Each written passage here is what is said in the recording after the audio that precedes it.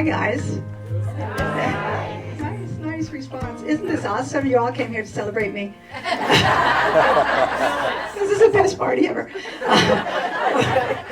We are here to celebrate mental health, and I mean that in every sense of the word. And I think about how we all have mental health. It's kind of like a diet. You know, people always say, "Oh, I'm on a diet." Well, everybody's on a diet. It's a bad one or a good one, or it's a okay one or an extreme one. And mental health's the same way. We all have it. Some of us are lucky enough to have good mental health. Some of us have more challenge to get there, but we all have it. And we're celebrating, our ways of coping with having it, one way or the other. And I often think I get most of my philosophies off of my refrigerator magnets. And I have one that says the only normal people are the ones you don't know that well. And I found that to be true, and I do like my friends a little bit crazy. And I look around this room, and I'm pretty sure you all know who you are, and you're all my friends. So, yes, you. So, we are celebrating that. We're celebrating the craziness in all of us. And I'm the one who's introducing people. And I'm going to introduce Mary, who's the one you're saying, who the heck is that up there? So Mary brings a history of great professionalism in the mental health profession. Mary Gagnon is a licensed marriage and family therapist and senior director of prevention and workplace well-being at NAMI, Maine. Mary has over 25 years of extensive experience in the mental health field. Mary is a passionate educator and learner. I love that part. We're all learners. If you're not a learner, come to my class. Smarter than her. Smarter than her. Spreading her career, inspiring and teaching thousands of individuals and groups on suicide prevention and other mental health topics. So thank you, Mary, so much for coming.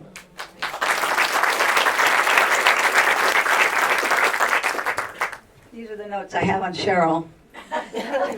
Three words. We weren't always the best friends in the whole world, but we were always friends. And she's going to talk about NAMI and her journey through NAMI and where NAMI got her, but I'm going to talk a little bit about pre-NAMI days when we were just a couple of moms with teenagers, 7th graders. Those of you who've had children know what that means. And ironically, I had a crazy dog. So we would take this crazy dog for walks by the hour. And my little shy, quiet friend wouldn't say much. And sometimes by the end of the walk, surprisingly enough, I had not stopped talking. She would finally mention that she was a little worried about her boys. And, with my degree in teaching, backhands, I felt I was uniquely qualified to help her through this journey. And so we did that for probably 2 years. We walked every day for hours, and we solved all the problems of the world, and eventually we'd talk about the boys. And maybe you've all been like I was trying to fix it, so I would just say, I think it's normal. And after about 2 years of this, we realized that I was not equipped to handle this task. And we kept walking the dog, and we kept talking about the boys, but she looked for someone other than me. And it took her a while to find NAMI. It wasn't an easy task, and that has become her life's mission, to make sure that no one else has to look and look and look for help and support and guidance. So that's why we're here tonight. She will talk to you about how to find NAMI and her role through NAMI. But I want to tell you about 4 impacts that it made her road easier. One is me. A round of applause. It says that right here.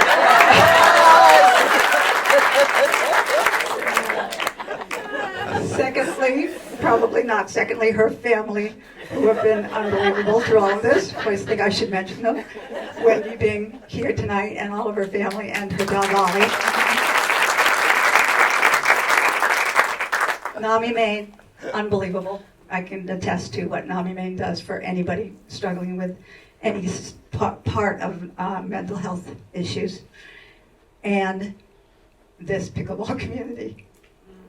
Cheers to you. Pretty sure she would not have made it through last September without all of you. So her gift, because of course I think she's amazing, but you may all not know that, but you probably do. Her gift is that she will talk about it tonight in a humble, vulnerable, honest way. And that will assure all of you that if you don't have mental health issues with your family or yourself, that you will have more empathy by tonight's ending. And if you do have anybody struggling with it, you will know that there's a pathway and there's hope and you're not alone. So, enough about you. And then Steve, I asked him for his bio and he said, just tell him how great I am. And he's already talked for 25 minutes, so I think we're good on Steve. But everybody who knows Steve loves him. I think everybody's pickleball experience has been better off for having known Steve. And this is just a small indication of who Steve is. Cheryl a month ago asked him if he'd be on the tournament committee, and now we're sitting here because of Steve. So he's an amazing guy. He's a doer, and I'm very proud to call him my friend.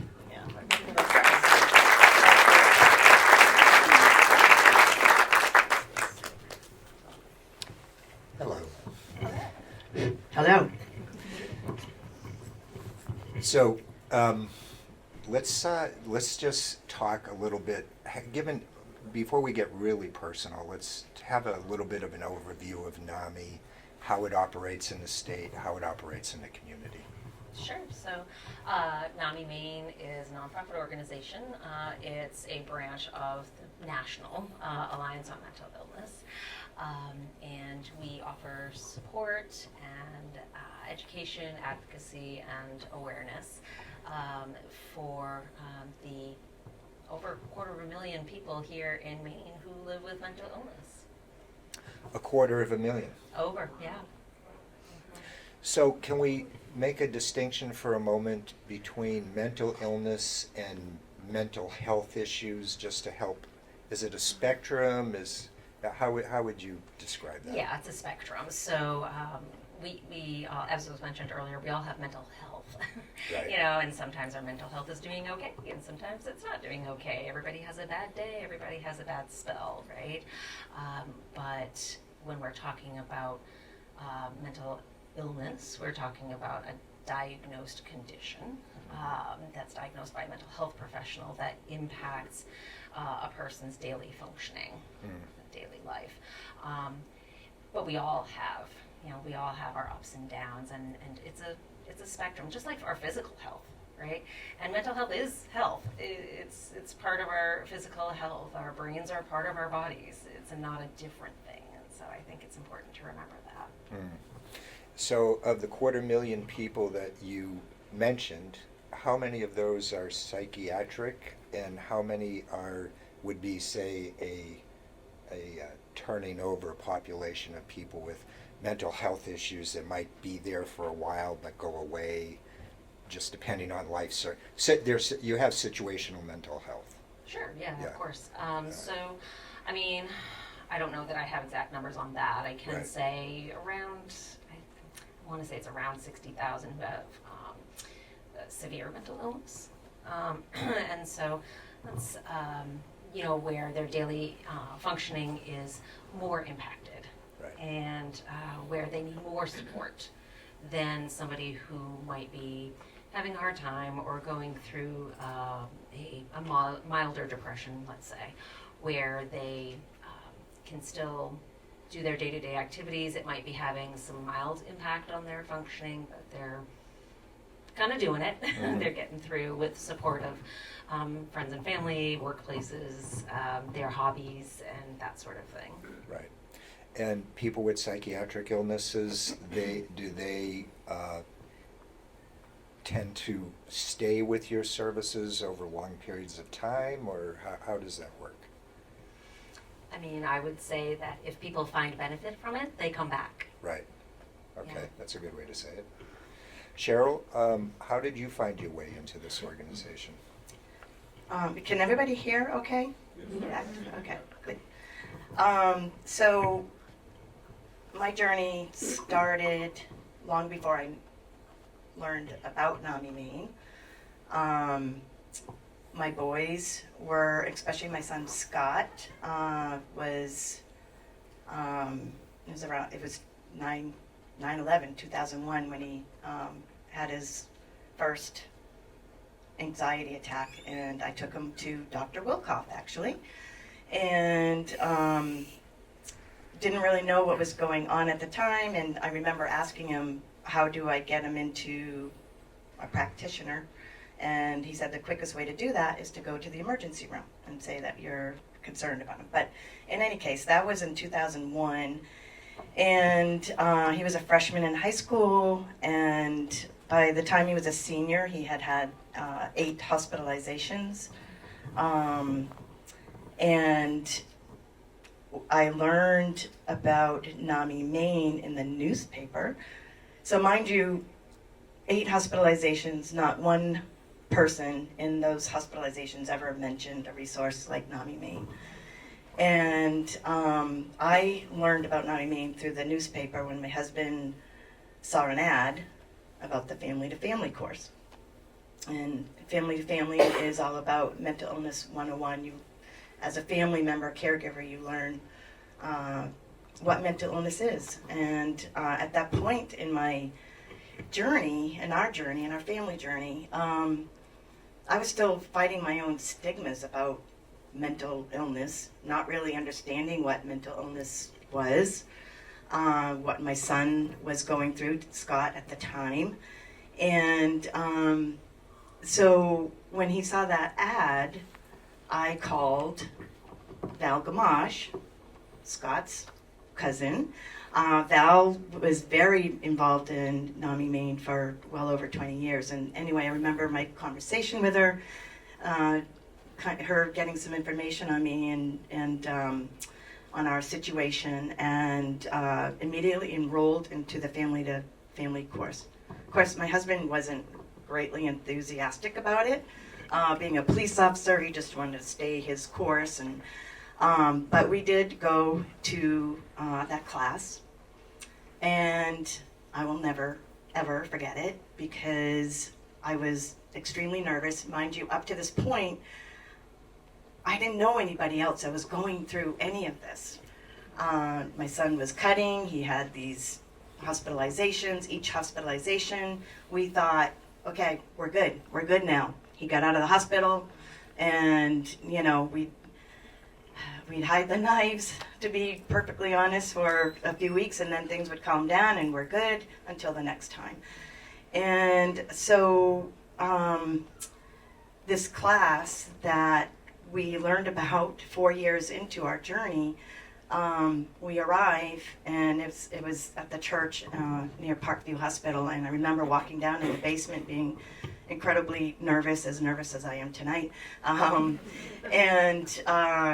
Alice, one of the teachers, greeted us before we went into the room and just checked in with us, and then opened the door to this room. And there were 20 people sitting around this table, and I had no idea. I just thought we were the only ones. And I remember visually thinking my jaw dropped. I'm like, all of these people are experiencing something that our family is. And it truly was the moment of, you are not alone. And in a journey where there are so many questions that never get answered, that was enough. That was enough for me in that moment, and my husband. And so we took the class, and just as a quick side story, one of the couples that was in the class had a son that lives on the autistic spectrum, and they went up to my husband because my husband had interactions with them through the Topsom Police Department, and they thanked him profusely for being at the class, and appreciated the fact that he was expanding his own knowledge. And of course, his knowledge was expanded through our own family situation, but it was great to hear that from that couple. So anyway, that was my introduction to NAMI Maine, and from there I became a family-to-family teacher. attended the support groups, the local area support groups in the Bath Brunswick area. I went to work for NAMI Maine for 6 years, and I presently am the board chair for the board. So. So you, as a mom, how old was Derek when you first started recognizing that there was something that needed attention? Yeah, so it was really, so Scott and Derek are identical twins, in case you can't tell. But anyway, Scott really was the one that, in terms of mental health issues, started presenting early, 13, 14 years old. And Derek had his issues more with law enforcement at the time. So it was really Scott that, as I said, started cutting in our journey and finding out eventual diagnosis, which they're hesitant to diagnose kids at 13, 14, 15, 16 because, they're kids, right? They're going through their stuff. And by the time he was 18 is when he received his formal diagnosis of schizophrenia. He lives with schizophrenia. And Derek, throughout this time, was going through his own things, but his diagnosis wouldn't come formally for another 15 years. But we were experiencing a lot of different things with Derek as well. Right. And so with Scott, he ended up moving to a group home. We started out in Massachusetts, and my friends Ed and Sue Blanchard helped us get Scott back to Maine, and that is where he lives today at Shalom House. Shalom House is not one house; it's 28 houses, and it's a great organization, and that's where Scotty lives in a home, and Derek lived in a different group home at Shalom House before he passed. So. So over the years, your family kept evolving and kept kind of getting deeper into these issues. Were you able to? Were you isolated in this, or were you able to easily get support from friends or people you knew? And I'm talking about really like things are just really starting to kind of blow up, and you're and you're a mom just trying to figure it out. And your husband, you're trying to figure it out. Was it isolating? Were you able to reach out? What was it like for you? It was definitely isolating in the beginning until I found NAMI Maine and the support group and other people that were experiencing the same issues. But even after I found NAMI Maine, there's just so much to the journey that you're going through and that you're learning. I mean, I was doing the boys were both in drug court for 2.5 years. I went to drug court every week. When Derek moved to Massachusetts, I was learning a mental health and juvenile justice system down in Massachusetts, learning the same thing here, learning what a blue paper is, what a white paper is, and all of that stuff I did on my own. I did some of that certainly help with NAMI Maine and NAMI Massachusetts. So I would say, to answer your question, it's isolating, and I definitely had support of friends and family around too. Right. But you went through 8 hospitalizations before NAMI. Yes. And I imagine, so I had one experience in my life of someone I'm close to, 10 days in the ER waiting for a bed. So we were doing rotating shifts, just being there. And Yeah. were you going through that kind of thing too, like ER stays and long stays, trying to get a bed, trying to get in? Yeah, fortunately, we didn't. So many people experienced that delay in the ER. We might have been 24 hours maybe at the longest before Scotty would get a bed. And it was an adolescent bed, and so there's less adolescent behavioral health units in the state than there are, adult. So we would, he got admitted to Acadia, he got admitted to it's not there anymore, I don't think, but Seton, Spring Harbor. So yeah, we were experiencing some delays, but not like what you're talking about, fortunately. Right. Those are really sad Right. stories when you're having to wait in the ER. Right. Yeah. So I was in nursing when, during the Reagan era, when they emptied out the mental health hospitals, before there was much more of a population of people inside. Has your general experience been that it would have been better to be able to have readily available inpatient hospitalization, or do you feel that the resources you were able to access, like Shalom House and the support services of NAMI, were adequate to help you get through those periods? And then also not just you, but how you see other parents getting through it. Yeah, I think that's like an individual basis. Right. I'm having a hard time answering that one. So. Yeah, got it. How do you feel the stress of it affected your own personal health as you were going through all this? Definitely in the early stages, so after 2005, when we went to the family-to-family course, and Scotty got into Shalom House with group house living, and still trying to accept the things that were happening, that which you resist, persist, Eckhart Tolle, which I think is what was happening. We were fighting for Scott, and not really still understanding the disease progression, and that this was, each time I said earlier, he got out of the hospital, it's like, okay, we're good, we're gonna do this, he's good, he's better, until it just dawns on you that, oh, this is a lifetime journey. We're in this for life. And I don't know when that realization happened. Somewhere after the 2005 family course.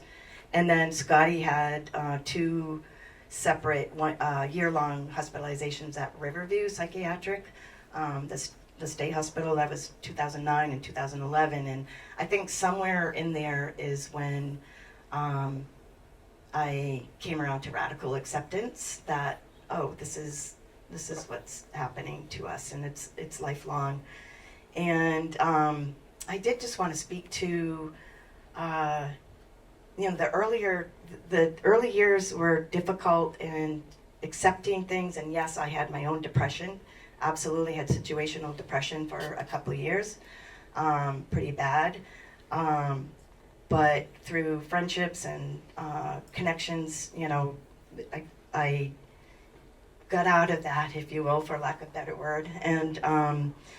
And the things that we were experiencing at this point, early 2000 and certainly through 2010, 11, was the ambiguous loss of all the things that when your kids are born, your kids are born and we all have a path for them, right? We all have these expectations. We know how their life is going to go. And when that derails, whether it's they're not going to the college that you want them to, or they don't graduate from high school, because neither boy graduated from high school. And all of the things that are happening around you with your friends going to college and graduating. Scott had gotten into a college, but we had to forego that. So all these ambiguous losses that were happening, which I didn't even understand what ambiguous loss was either. So having a name, once I learned what that was and being able to put a name to it was helpful to me. So, and it's really about accepting rather than trying to change your kid's path. So for us, we had to accept the fact that Scott and Derek were, this was their path. It wasn't what we dreamed and hoped for them, or what they dreamed and hoped for themselves. Right. Right. So, yeah. So that the 8 hospitalizations prior to encountering NAMI, over how many years was that? 4 years. 4 years. Yep. So then you walk into a room and there's 20 people sitting at a table. And now you're in a place where suddenly you're getting a different kind of support than you had ever received. Can you talk about that? Yeah, you know, what I had said earlier, was, you know, that feeling that all of these people are experiencing the same thing, and the power of you are not alone. I know it can be on a screen and you read it, but when you're in the middle of something, whatever it is, because we all go through all of, you know, our lifespan through things, and when you can connect with other people who are experiencing something similar to you, yes, the stories might all be different, but the feelings that they evoke are the same for all of us. Mm-hmm. They're universal, and so being in that room with those people, number one, learning more about mental illness, which, you know, education is key, right, to reducing our fears and helping us manage, or at least it helped me anyway, learning more about mental illness, and then connecting with these people in the room who were also experiencing the same things. And you know, part of the course is, you know, you're learning, but you're also sharing with other people. You're sharing some experiences, and yes, it's a time of vulnerability. Making yourself vulnerable is really hard, but at the same time, you receive that same back, and you really connect with people. And so between the education and the people in that room, that was just a powerful moment for us in our journey, and being able to continue forward. Mm. And in the peer-to-peer support model that NAMI offers, is there training that goes along with that, like help people become better peer? So you came in, you were a freshman, and then you became an expert supporter. Can you talk about that, Mary, a little bit? So anybody who is interested in being a facilitator, or a peer facilitator, or a family-to-family facilitator does need to go through training, and they do that with us to, you know, kind of be able to learn how to best support the other people who are in the program, while also kind of managing whatever might come up for them as a result, because, you know, we're all in this because we've all been through it, right? And so being able to manage that and still be able to sort of hold people's feelings, hold people's experiences in a way that's safe. Right. Yeah. Right. So Cheryl's experience was as a parent with 2 children with illness, but then I have to imagine that there must be many children who have mentally ill parents. Absolutely. And so there's a lot of cross-generational stuff going on. And some of the services you offer for children who have an ill parent? Well, we don't necessarily offer services for children, young Right. children. Right. They would need to be adults. However, we do a lot of education in schools, and so we are supporting the helpers in those schools through mental health education and awareness. We're doing things like sources of strength and mental health conversations. So those are basically teaching youth how to talk about mental health and how to be a friend, be a person that can support somebody else, how to get help, how to recognize it in themselves. So we teach a lot of that. We teach, and we teach their teachers and their custodians and their bus drivers how to recognize signs for suicide and how to intervene. So those are some of the ways that we support children. And of course, through our helpline, you know, anybody can call in, doesn't matter how old they are, and just say, I don't know what to do here. I don't know what to do here, and can you help me find the way? And that's really what the helpline is about. And that's a statewide helpline. It is, yes. Statewide, Yeah, right? and staffed by a real person. Right, not an Not a AI, chatbot, no. not an Yeah. AI bot. Right. No, yeah. Okay. How difficult does this make a marriage? What's the strain that it puts on a marriage? Not too personal. That's fine, Steve. That's fine. It's a fine. It's real, come on. Yeah, it's real. Yes. Yeah, you know, that's a great question, especially given that my husband just retired, but was in law enforcement for over 45 years. And so much of this crossed over, you know, when he worked in Brunswick, the boys would get in trouble in Brunswick. When he worked in Topsom,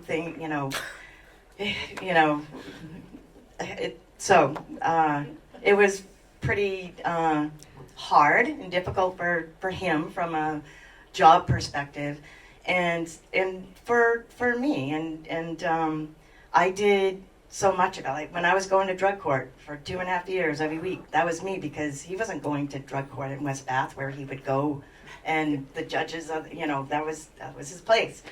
And I'd go to Massachusetts and have to go, figure out things for Derek, and so I was doing a lot of that stuff on my own, and we've talked about it recently, and he has regrets for not supporting. We were just doing the best that we could, right? I mean, right. And hindsight is great, because if you can look back on it and not live in regret, but live in learning, then that's powerful. Well, I think any relationship goes through its challenges, and now if you have, did you both come to the point of radical acceptance at the same time? I would say not. I think my journey was much longer, because he's just he's more black and white, plus dealing with it, mental health calls all the time on police departments, but what I would say for him is it really helped him to be more empathic when he went on those mental health calls, and he had a total, it's like anything, right? When we experience something in our lives and we can connect with another human being on that level, of empathy and understanding, and I think that that really helped him at that point in his career but yeah, it was very stressful for us on the marriage. I tell him all the time he's lucky to still be married to me. Of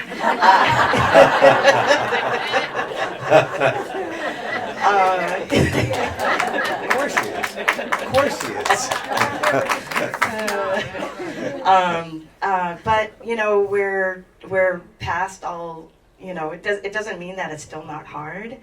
But getting back to that ambiguous loss, I think accepting that was as difficult as it was accepting that Derek died. Derek dying was very difficult, but that ambiguous loss and letting go of life as you knew it for your kids, I mean, that was hard. That was hard for a lot of years, and I can't tell you a point in time. I just remember life before mental illness and life after, but I don't remember when I transitioned over to all this acceptance. And I think sharing my story, because when I worked at Maine, I was part of the Speakers Bureau, and we'd go out and in communities and do trainings at various organizations and share our stories. And I think that's the power in sharing your story. It's not only healing for yourself, but somebody else hearing your story and coming up to you saying, my mother, father, kid, whatever, which has happened a number of times. There's such power in that, that healing, knowing that you helped somebody else share for the first time. And so, yeah, ambiguous loss is hard. It's hard as physical loss. Yeah. So, and I do think that it was all the beginnings of our stories over the course of the years that got me to a place of strength and resilience after Derek died. So, You know, I mean, you've lived through every parent's nightmare, essentially, and I see you all the time, and you're like a walking, beaming light of, you know, goodness in the world. Where do I want to go with that? So, do you have anything? I mean, what can you say about that? Like, actually, you know, radical acceptance. So that's a couple, you know, pithy words.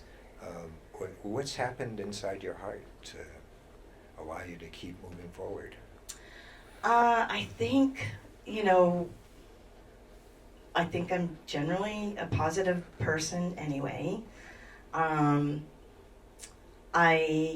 don't, you know, when Derek died, he died of a fentanyl overdose. Although stimulants was always his drug of choice, but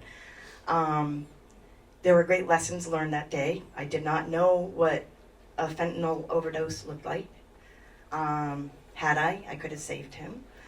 And in that moment of knowing that, I have a choice. I can either live in that regret and hold myself at fault, or I can use it, as I like to say, make purpose from the pain and education and awareness. And so for me, mental health, substance use disorder,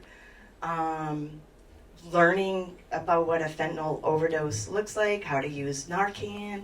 We didn't have that in our, Derek happened to be visiting. He was home from his group home that for the 2 days. And so we didn't have any. Of course, my husband has a Narcan in his cruiser, but we didn't have any at the house, nor did I know that I should have some, because he had had 2 previous overdoses, and he went to the hospital, and Narcan was used, but I didn't know what it looked like. So for me, being not living in the regret, but moving forward and using a sad story for good is how I find positivity. And the other thing too, and I said this at a service, I mean, we've all been, everybody in this room has loved and lost or been through hard shit. And that's just, in this pickleball community, it's huge, you know, to understand that and recognize that in other people, and to be able to connect at that level. And so that also keeps me, I love talking to other people and listening and hearing their stories, and that's why we're all here, you know, not here, but here. Yeah, and so the mission, you know, that you're on now, because you recognize that you received incredible positive help from NAMI over the years, and you've seen how it operates positively in people's lives, not just yours, but you've helped many people through it. So what is it so with the board, you're in the board president role now, so do you have anything else more you want to say about the personal before we kind of up level? No, I just, you know, I thank you all. I mean, I know we can do this at the end, but you know, you're the pickleball community. You're the people that I was talking about at Derek's service, because at this point in our lives, any of us, who would have thought we'd have all these new friends? I never expected that. And so thank you. All of us. I mean, so, you know, I just thank you all for being you and for being here, and just know that if you see somebody struggling, just ask the question. Err on the side of tears and not fears is what I like to say, because too often we're afraid to ask somebody how they're doing because we know they've been either lost somebody or they're going through a hard time, and maybe they don't want to talk about it, and that's okay, but when when we see somebody struggling, asking them if they're okay, how they're doing, is a wonderful thing to do. And even if that person should have tears in their eyes, that's okay too. Because what it becomes is more about ourselves, right? We're afraid to ask because we're afraid to get that response, and then we don't know what to do with it. Just be in it. Just be in it. Yeah. And just be there, and you don't need to say anything. We don't need to, as Lisa talked about, so early on, my friends just wanted to fix everything. There was no fixing it. Or if they came up with solutions, I had already done all of them. So sometimes people just need to listen.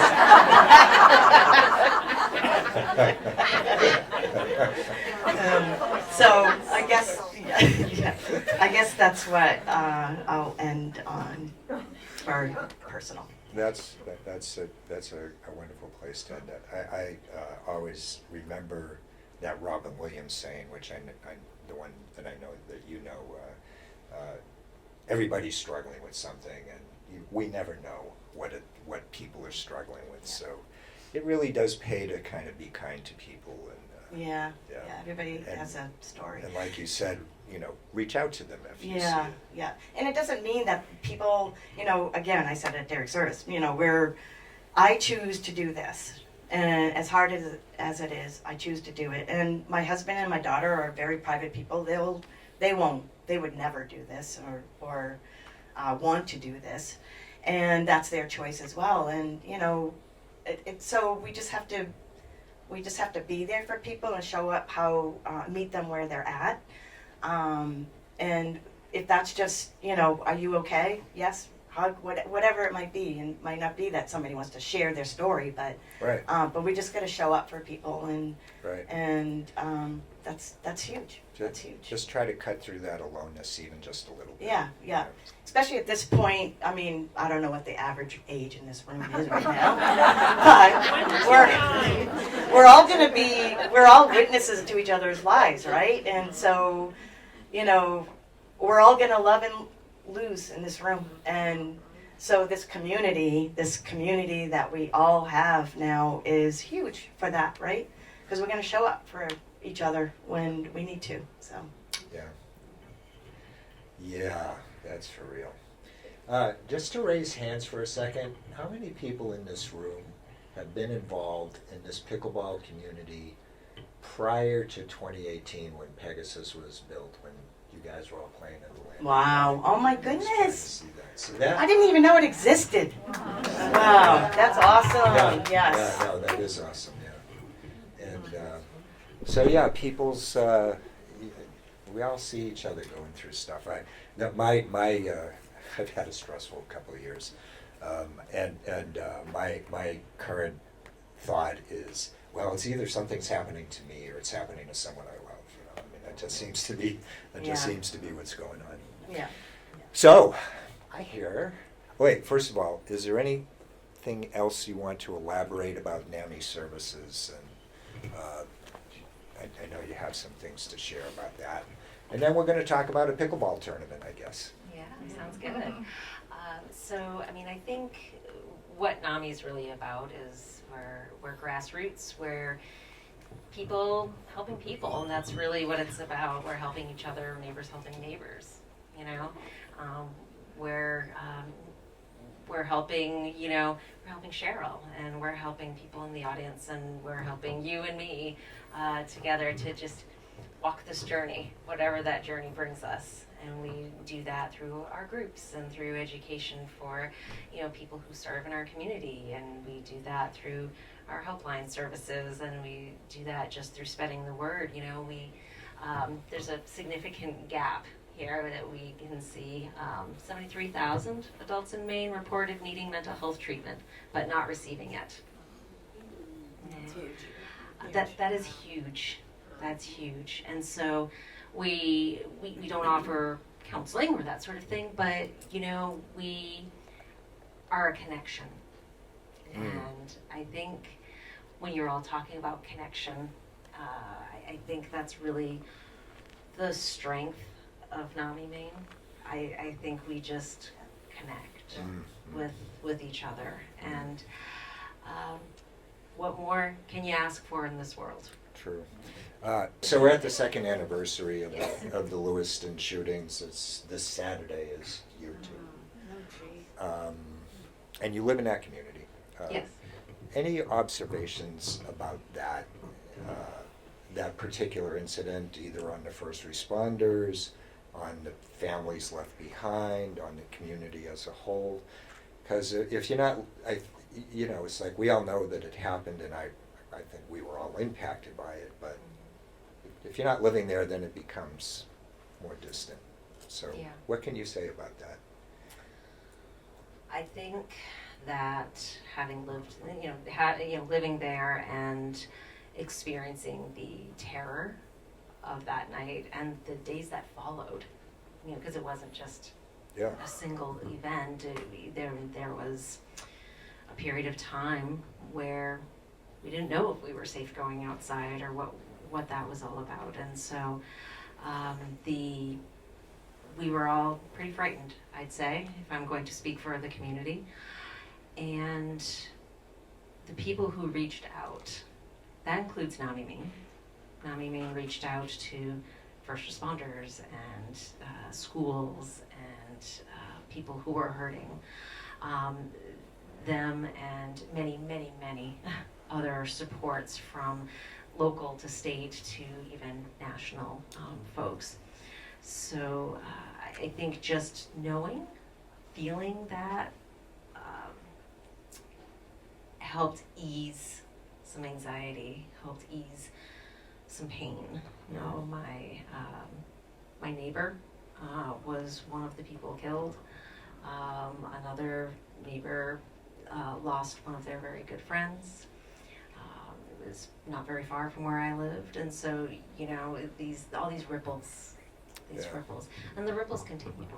Anytime we pass by, the bowling alley, there's Love Always Wins, and it's still up, and it's still decorated, and people are still remembering. I still see blue hearts around town. There was just a fire recently at the other location at Schmenge's, which had became services like coat closet and services for individuals. There was just a fire there recently, so like devastation upon devastation. But we also had an increased sense of community. We also have folks who, like the Maine Resiliency Center, who are still helping people, still keeping those connections strong for people who were impacted. And so, educational programming and things for, supports for the folks who support people, whether the first responders or therapists or that sort of thing. So, as I reflect on it, it's still a horrible tragedy, and it's still really difficult, and we are resilient, and we are continuing. Lewiston strong. Absolutely. Okay, so you're doing a pickleball tournament. Part of your mission is because you are a believer in the mission of NAMI. You've made it your personal mission to help benefit this organization. Can you talk to us about that? Yeah, so the tournament this year is on New Year's Day. Women's, men's, and mixed doubles this year. We have the whole facility to ourselves, Maine Pines, for the entire day, which allows more people to be involved, but it also means more money to be raised. Steve is doing an incredible job with sponsorships, and we hope to have a full house. So between both the morning and the afternoon, we can have 240 people across. Some people might do 2 events, but super excited. It is raising money and awareness for NAMI Maine, as well as Shalom House for their Client Needs Fund and their art program. Shalom has an incredible art program that they have for the community, for not just people living with mental illness. Anybody can actually be part of their art program. And then their Client Needs Funds, which helps because they do help people who end up moving into independent apartments and still need support.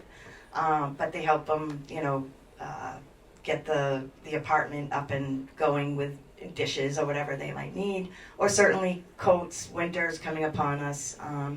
So the money from the tournament will be going to both of those organizations, and I think it's going to be a super fun day. It was a great tournament last year. We just did mixed doubles last year, and I've got a great committee.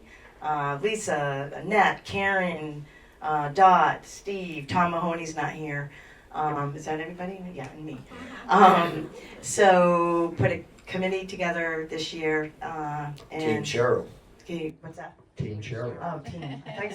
I thought for a minute there he said king. I'm like, what? So I know New Year's Day seems to be a little, questionable probably, but Lisa and I were talking after last year's tournament, or maybe after New Year's Day this past year, and there were a lot of people between Portland and Waterville at these clubs that were signing up to play pickleball on New Year's Day. So what better way to spend New Year's Day than playing in a pickleball tournament, being part of community, right? I think it's perfect. Yeah. I think it's perfect. So we're hoping that fills. So tell everybody, and Lisa and John are going to be, and maybe Steve are going to be doing a clinic on how to participate in a tournament if you haven't, to try to help people, guide them along. And so I think that's brilliant. So everyone here is experienced players, but we conceive this for like the 3.0 players, people just kind of coming in. So John and Lisa, we talked about it, like do a couple clinics to help orient them to what's a tournament about, and because really you can go there like to do battle, or you can go there to have a fun social experience Right. and meet a lot of other people. And that's what we want. We want it to be a fun, social, and we do have in any of these events, we have age cutoff. So it's 55 and older, or 54 and younger. So for us old peeps, we can play with people in our own age category, and that's so. Right. So yeah, I think it's going to be a fun day. So even if you don't play in it, hopefully you'll stop by and come see your community at work. Okay. So yeah.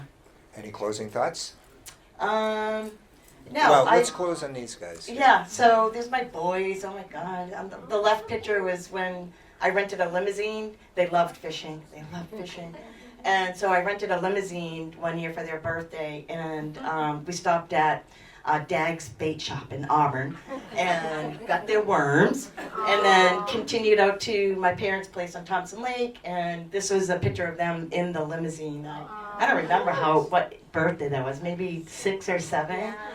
And then the one on the right is them just a few years ago when my parents took them to the Lobster Shack down in Cape Elizabeth. They're well into their illnesses there. And the only other thing that I would say, beyond we're all connected, we're all affected, because that's very true. But what I would say about the boys in their illnesses, because they both had diagnoses of schizophrenia, it looks very different. Because we're all unique individuals, mental illness, certainly schizophrenia looks very different and is very different with different people. So Derek was very engaging and very, Derek's on the left, he was very functional in his illness, as functional as he was with all the stuff that he was experiencing or doing. Like I shared at his service when he stole the boat that he in Boston Harbor, and never drove a boat in his life, and got stopped by the Coast Guard and the state police on the water. Oh my gosh. We have a lot of stories like that, a lot of things that we can look back on and laugh about now. And then Scotty is very psychotic all the time in his illness. Schizophrenia is not split personality like a lot of people think.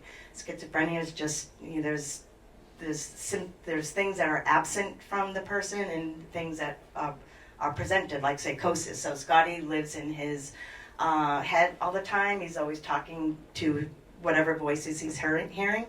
But again, to put a positive perspective on it, his voices aren't telling him to kill himself, like a lot of people who experience psychosis and illnesses. So I grab at those grateful moments. Yeah, you know, and he's a all the Shalom, time. he's a Shalom And house. he lives in a Shalom house. So. Yeah, So yeah, I guess that's what again, we are all connected, we are all affected. It's 6 degrees of separation. There's impact everywhere, and it affects all of us, whether it's family systems or communities, people that we have around us. So, All right, well, yeah. thank you so much for showing up the way you do. You just show up so beautifully. You do. Thank you. Thanks, Steve. Thank you, everybody.